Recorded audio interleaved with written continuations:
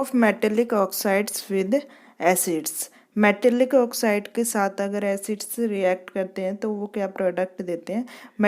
Metallic oxides basic होते हैं nature में, जैसे कि कैल्शियम ऑक्साइड, मैग्नीशियम ऑक्साइड, ये क्या है, बेसिक ऑक्साइड्स हैं। तो मेटेलिक ऑक्साइड्स जब एसिड के साथ रिएक्ट करते हैं तो वो प्रोडक्ट में देते हैं सॉल्ट प्लस H2O। जैसे कि इसमें एग्जांपल है कैल्शियम ऑक्साइड प्लस 2HCl है, मतलब हाइड्रोजन क्लोराइड, उससे हमें क्या मिल रहा है, कैल्शियम क्लोराइड प्लस H2O मतलब water. Next is reaction of non metallic oxides with basis. मतलब रिएक्शन क्या होता है, non metallic oxides with base. Non metallic क्या होते हैं, एसिडिक इन नेचर होते हैं, तो वो बेस के साथ रिएक्ट करते हैं। नॉन मेटेलिक प्लस बेस से क्या बनता है, सॉल्ट और H2O, जो कि मेटेलिक ऑक्साइड का एसिड के साथ मिल रहा था हमें प्रोडक्ट, वही नॉन मेटेलिक ऑक्साइड का बेस के साथ मिलता है। जैसे कि CO2 प्लस CaOH2 मतलब कैल्शियम हाइड्रोक्साइड से हमें क्या मिलता है, CaCO3 प्लस H2O मतलब वाटर। एक बार रिएक्शंस की रिवीजन कर लेते हैं जो हमने अभी तक रिएक्शन पढ़ी है। रिएक्शन ऑफ एसिड्स मतलब जैसे अगर एसिड मेटल के साथ रिएक्ट कर रहा है तो वो सोल्ट प्लस हाइड्रोजन गैस बनाएगा। मेटल कार्बोनेट के साथ कर रहा है या फिर मेटल हाइड्रोजन कार्बोनेट के साथ एसिड रिएक्ट कर रहा है तो salt carbon dioxide gas plus water. अगर बेस के साथ एसिड रिएक्ट कर रहा है तो salt plus water. And metallic oxide के साथ अगर एसिड रिएक्ट करता है तो सोल्ट प्लस वाटर। ऐसे ही रिएक्शन ऑफ बेस में हमने क्या पढ़ा, प्लस मेटल मतलब बेस अगर मेटल के साथ रिएक्ट करता है तो सोल्ट प्लस हाइड्रोजन गैस। अगर मेटल कार्बोनेट के साथ रिएक्ट करता है बेस तो नो रिएक्शन, इसमें कोई भी रिएक्शन नहीं होती। या फिर मेटल हाइड्रोजन कार्बोनेट के साथ भी अगर रिएक्ट करता है तो इसमें भी नो रिएक्शन। एसिड के साथ अगर बेस रिएक्ट करता है तो उसमें क्या बनता है, सॉल्ट प्लस वाटर। और मेटेलिक ऑक्साइड के साथ अगर रिएक्ट करता है मीन्स नॉन मेटेलिक ऑक्साइड के साथ अगर बेस रिएक्ट करता है तो फिर उसमें भी सोल्ट प्लस वाटर, यहाँ पे नॉन मेटेलिक ऑक्साइड्स आएगा। Next is what do all acids and base have in common. तो एसिड्स मतलब एसिड्स में क्या कॉमन है पहले हम ये पढ़ेंगे। तो all acids have H plus ions in common. जो सारे एसिड्स होते हैं उनके पास H प्लस आयंस होते हैं। Acid produce H plus ions. Solution में एसिड्स H प्लस आयंस बनाते हैं जो कि रिस्पॉन्सिबल है उनकी एसिडिक प्रॉपर्टीज़ के लिए। जितने ज़्यादा H प्लस आयंस होंगे किसी एसिड में उतना स्ट्रॉन्ग एसिड्स होगा, जितने कम H प्लस आयंस होंगे उस एसिड में उतना वीक एसिड होगा। ऑल बेसिस में क्या कॉमन है, all basis have OH minus ions मतलब हाइड्रोक्सियल आयंस इसमें होते हैं कॉमन। तो इसमें हमें क्या पढ़ा, all acids have H plus ion, all basis have OH ions. Acid और बेस इन वाटर सॉल्यूशन। अब एसिड और बेस का वाटर सॉल्यूशन में कैसे रिएक्ट होता है। Acid produce H plus ions in presence of water. Water के presence में एसिड प्रोड्यूस करते हैं H plus ions. H plus ions अकेले एग्जिस्ट नहीं कर सकते तो वो एग्जिस्ट करते हैं हाइड्रोनियम आयंस के फॉर्म में, मतलब H3O प्लस के फॉर्म में।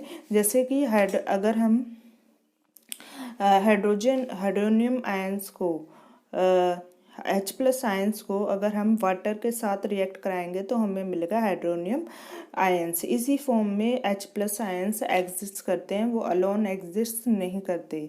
बेस प्रोड्यूस करते हैं OH आयंस जब वो डिजॉल्व होते हैं वाटर में। जैसे कि NaOH को अगर हम NaOH क्या है, जैसे NaOH एक क्या है, बेस है जिसको अगर हम वाटर में डिज़ोल्व करेंगे तो हमें क्या मिलेगा, सोडियम आयंस मतलब Na plus ions. And hydroxyl ions हमें मिलेंगे मतलब OH नेगेटिव आयंस हमें मिलेंगे। Base that dissolve in water is called alkali. Alkalis कौन से होते हैं, एल्कली को क्या कहते हैं हम, बेस जो हम वाटर में डिजॉल्व हो जाते हैं इजीली, उनको हम कहते हैं एल्कलीज। जैसे कि sodium hydroxide, potassium hydroxide, calcium hydroxide COOH2। Next is dilute acid. What do you mean by dilute acid?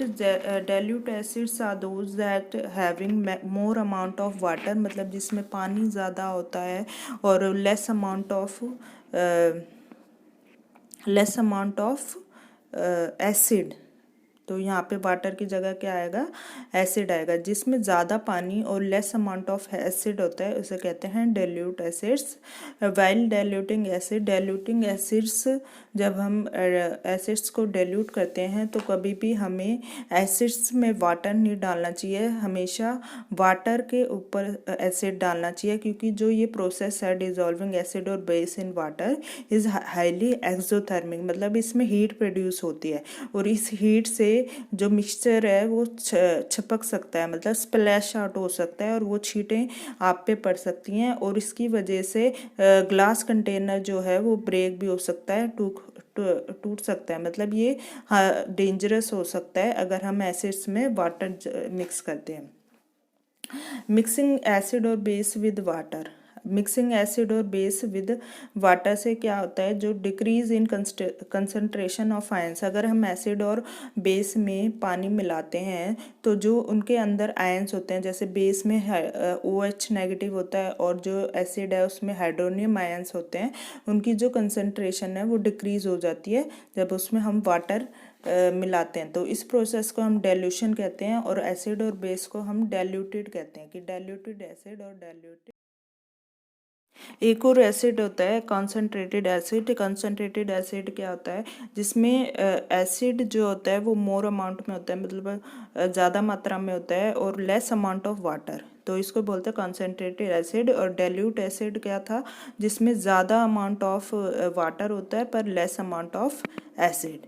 Next is strength of acid and base. मतलब एसिड और बेस की स्ट्रेंथ हम कैसे एस्टिमेट कर सकते हैं, कैसे फाइंड आउट कर सकते हैं, तो वो हम फाइंड आउट कर सकते हैं यूनिवर्सल इंडिकेटर से. यूनिवर्सल इंडिकेटर होता क्या है, एक मिक्सचर होता है सेवरल इंडिकेटर्स का, जिसमें वो डिफरेंट कलर्स, अलग अलग कलर्स शो करता है डिफरेंट कंसंट्रेशन H+ आयंस के लिए जो सॉल्यूशन में होते हैं. जैसे जितने ज़्यादा आयंस होंगे उनके लिए अलग कलर शो करेगा, कम आयंस के लिए अलग. तो pH स्केल से हम नापते हैं H+ आयंस सॉल्यूशन के अंदर. तो pH में P किस लिए स्टैंड करता है, P for potence, German word है जिसका मीन्स होता है power. measure of pH is from 0 से 14 तक स्केल होता है pH का. 0 मतलब वेरी एसिडिक, एंड जैसे वो आगे बढ़ता जाता है लास्ट पे क्या आ जाता है 14 मतलब very alkaline, very basic. Higher hydronium ions concentration मतलब lower is the pH value, मतलब जितने ज़्यादा H+ आयंस होंगे उतनी ही कम pH वैल्यू होगी. अब pH वैल्यू अगर हमारी 7 होगी तो मतलब न्यूट्रल सॉल्यूशन है वो. अगर वो 7 से कम होती है, 7 से कम होती है, तो मतलब वो सॉल्यूशन कैसा है, एसिडिक है. अगर वो 7 से ज़्यादा होती है मतलब वो बेसिक सॉल्यूशन है. अगर हम एसिड को डाइल्यूट करते हैं तो मतलब जो सॉल्यूशन है उसका pH इंक्रीज करेगा. अगर बेस को हम डाइल्यूट करते हैं तो pH डिक्रीज करता है. अब एक pH स्केल कैसे होता है, जैसे अगर 7 पे है सॉल्यूशन तो वो न्यूट्रल होगा. अगर 0 से 7 के 7 से कम में अगर वो सॉल्यूशन आ रहा है तो मतलब वो एसिडिक है. मतलब जितना कम होता जाएगा उतनी एसिडिक नेचर उस सॉल्यूशन का बढ़ेगा और जितना कम होगा उतने ही ज़्यादा उसमें H+ आयंस होंगे. H7 से अगर कोई सॉल्यूशन ज़्यादा आता है 7.5 और या फिर 8, तो मतलब वो क्या है, बेसिक नेचर उसका इंक्रीज हो रहा है, बेसिक होगा. और अगर जैसे जैसे वो जितना आगे बढ़ेगा, 7 से जितना आगे बढ़ेगा वो उतना ही ज़्यादा बेसिक होगा. मतलब decrease in H+ ions, acidic कम होता जा रहा है, और increase in OH negative ions मतलब हाइड्रोक्सिल आयंस की वो हो रही है, बढ़ोतरी हो रही है इसमें. तो OH नेगेटिव आयंस की, जैसे कि इसमें एग्जांपल है लेमन जूस 2.2. तो 2.2 मतलब ये 7 से कम है तो ये क्या हो गया, acidic in nature. Milk of magnesia मतलब 10 इसकी वो है pH तो मिल्क ऑफ मैग्नीशिया मतलब 7 से ज़्यादा है ये, तो ये क्या हो गया basic in nature. Pure water का पीएच क्या होता है 7, मतलब न्यूट्रल होता है प्योर वाटर। और अगर हम ब्लड की बात करें तो उसका पीएच होता है 7.4, मतलब ये 7 से तो थोड़ा ज़्यादा है, मतलब ये स्लाइटली बेसिक है। स्ट्रॉन्ग एसिड्स हो क्या क्या होते हैं हमारे HCl हो गया, जैसे हाइड्रोजन सल्फाइड हो गया, या फिर हाइड्रोजन क्लोराइड हो गया, ये सब क्या है स्ट्रॉन्ग एसिड। वीक एसिड में आगे CH3CO, oxalic acid, lactic acid. Strong base में आगे sodium hydroxide, potassium hydroxide. Weak base में NH4OH। इम्पोर्टेंस क्या है पीएच की एवरीडे लाइफ में, तो प्लांट्स और एनिमल्स पीएच से सेंसिटिव होते हैं। जो कि हमारी बॉडी होती है वो एक पीएच रेंज पे वर्क करती है 7 से 7.8 के बीच में। जो लिविंग ऑर्गेनिज्म होते हैं वो भी एक पीएच रेंज के बीच में वर्क करते हैं। When pH of rain water is less than 5.6, अगर pH रेन वाटर का 5.6 से कम होता है तो उस रेन को क्या कहते हैं एसिडिक रेन। और वो ही एसिड रेन अगर फॉल करती है रिवर पे तो फिर वो जो रिवर वाटर है उसका भी पीएच कम कर देती है, जिसकी वजह से जो एक्वेटिक एनिमल्स है उनका सर्वाइवल पानी में डिफ़िकल्ट हो जाता है। पीएच ऑफ सॉइल, मतलब प्लांट्स को भी एक तरह का पीएच रेंज चाहिए होती है फॉर हेल्दी ग्रोथ। जो सॉइल है उसका एक पीएच स्पेसिफिक पीएच होता है जिससे उनकी हेल्दी ग्रोथ होती है प्लांट की। PH in our digestive system, pH change in our pH in our digestive system. Digestive system में pH क्या काम करता है, जैसे कि जो हमारा स्टमक है वो HCl प्रोड्यूस करता है, जो हमारा पेट है वो हाइड्रोजन क्लोराइड एसिड प्रोड्यूस करता है, जो कि हमारे डाइजेशन पचने में मदद करता है हमें। पर जब इंडाइजेशन होता है, जो हमारी जो हमने खाया है वो पच नहीं रहा है, तो हमारे जो पेट है वो टू मच एसिड प्रोड्यूस करता है, मतलब ज़्यादा मात्रा में वो जो HCl है वो प्रोड्यूस करता है, जिसकी वजह से हमें पेन एंड इरिटेशन होता है, दर्द होता है। तो इसके लिए हम रेमेडी क्या यूज़ करते हैं, कई बार आपने लोगों को देखा होगा जैसे कि मिल्क ऑफ मैग्नीशिया यूज़ करते हैं, एंटा एसिड यूज़ करते हैं। मिल्क ऑफ मैग्नीशिया एक माइल्ड बेस है जो मैग्नीशियम हाइड्रोक्साइड भी कहते हैं। pH change as cause of tooth decay.